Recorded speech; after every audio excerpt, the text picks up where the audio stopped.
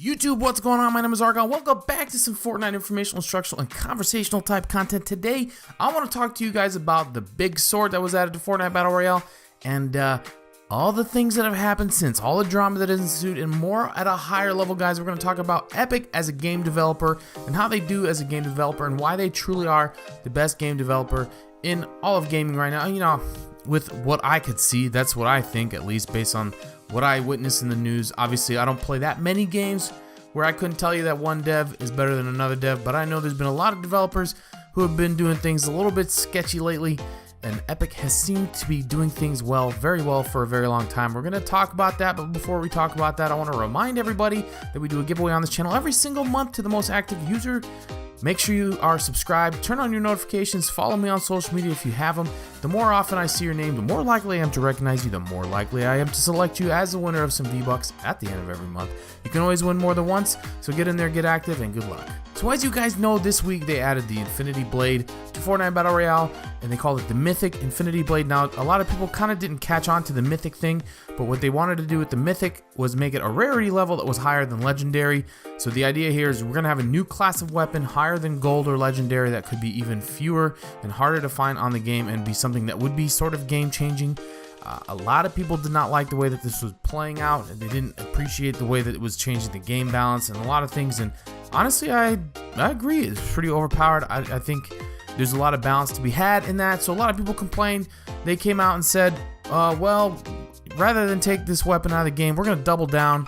We're going to go ahead and nerf it a little bit, but we're gonna also keep doing these mythic type weapons and adding them to the game. And they didn't give much more detail than that. They didn't say anything about you'll have an Infinity Blade plus other mythic weapons that you can find on the map, or they might take out the Infinity Blade and replace it with another mythic weapon. They didn't say any of those details. It just said it's gonna keep happening, guys, and rightfully so. That got a lot of people worked up. Naturally, a lot of people complaining.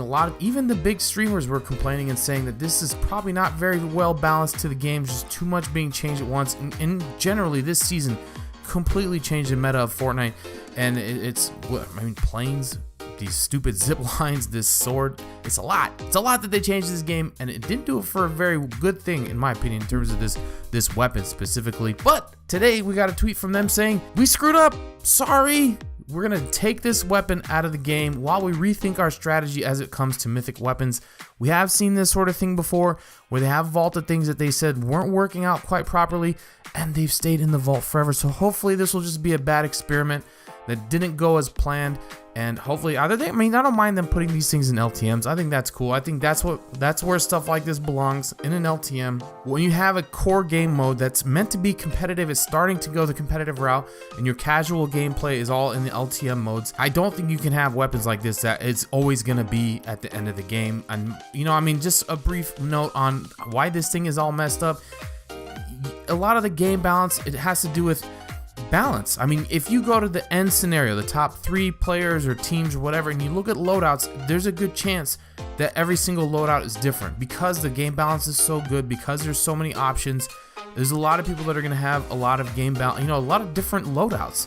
When it comes to this type of sword, it's such an advantage. You have to have the sword. And I'm sure, with Tracker Network, we could probably track how much people are winning with the sword, but I'm sure most of the people that hold the sword to the end, the sword is probably involved in 90% of all top 3 situations. And that's just crazy, because I don't think you can make that claim for any other weapon. So for something to be that instantly involved in the meta is definitely something that is broken. So that's all I'm going to say about that. Now, we want to talk about, the purpose of this video is to talk about their reaction, Epic's reaction, and I want to compare that specifically to another game that's near and dear to my heart, Call of Duty, because that developer, or those developers, don't do a very good job of listening to their community, whereas Epic has always done this, and I hope will continue to do this. When Fortnite first came out, the Battle Royale version, they listened to the community extremely well. They listened to pretty much everything everybody had to say, and they incorporated ideas that people had, even not just balance issues. Like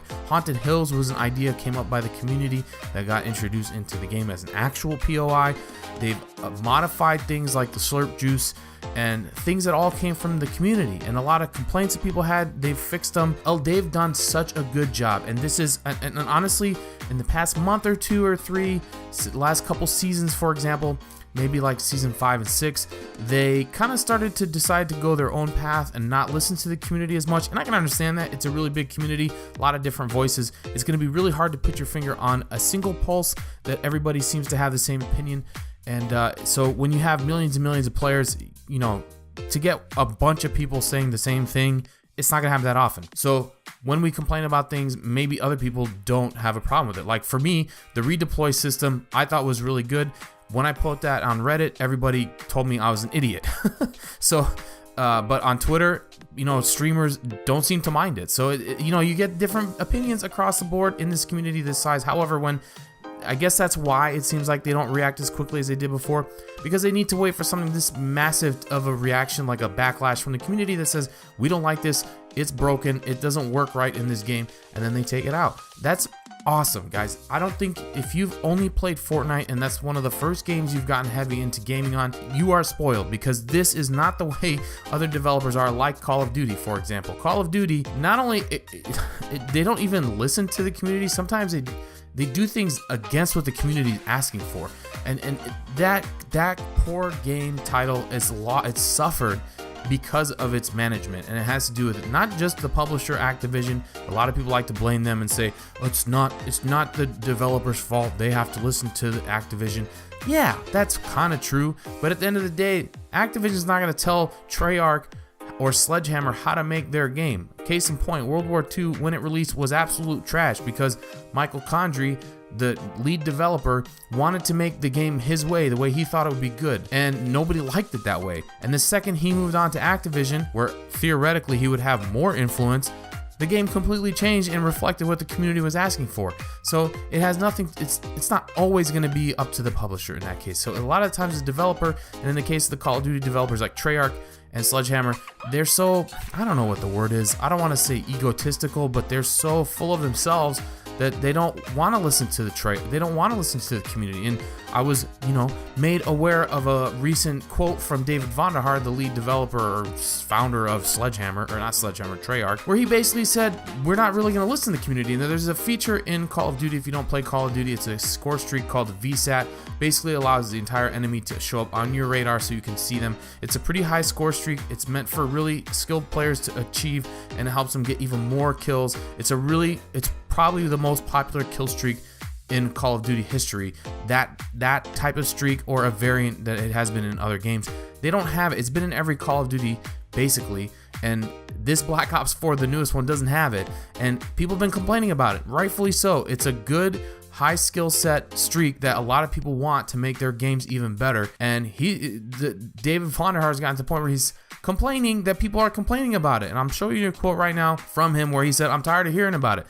That's terrible. That is absolutely terrible customer service. Like, imagine you go to a restaurant and the food's cold, but I mean, for whatever reason you keep going back to the restaurant. I don't know, maybe one part of the food is something you don't like the drinks are warm, but the food's good. But you keep saying, can I get more ice? Can I get more ice? Can I get more ice? And the waiter says no over and over and over again, to the point where finally he's like, can you please stop asking for ice? I'm sick and tired of you saying it. Like, that's such bad service. Like, that kind of mentality and customer service would not fly in any other industry. And I don't know if this was taken out of context or what, but if you listen to some of his other, you know, interviews or tweets or whatever, or just the fact that he went on stage at a Call of Duty reveal and live changed his Twitter handle to Lord Vonderhaar, it just tells you something about the character and the way that they view developers versus players in the Call of Duty community. And I would imagine it's like that in other games. I know Diablo just raised a bunch of feathers by going to a straight mobile platform only,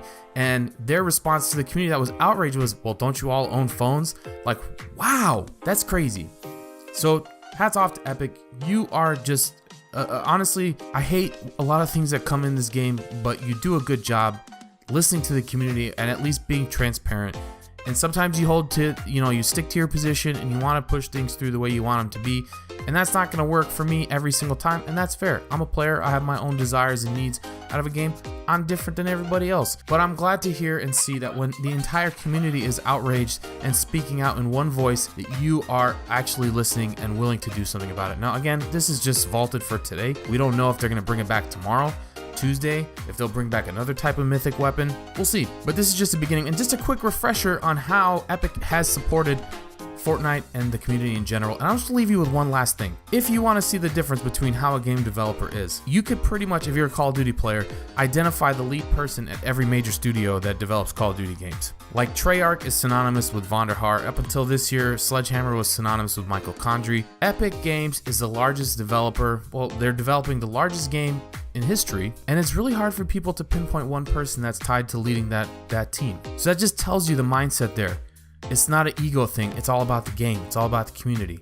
Just remember that, guys, when you're talking about when you want to badmouth the game. I badmouth the game plenty, but I understand what they're dealing with, and at the end of the day, they do a great job. That's all I got for this video, guys. Hopefully you did enjoy it. If you did, make sure you leave a like. If you are new here, make sure you're subscribing. If you're not following me on social media, those links are down in the description below. And as always, guys, my name is Argon, and may you never die to a bush. Peace.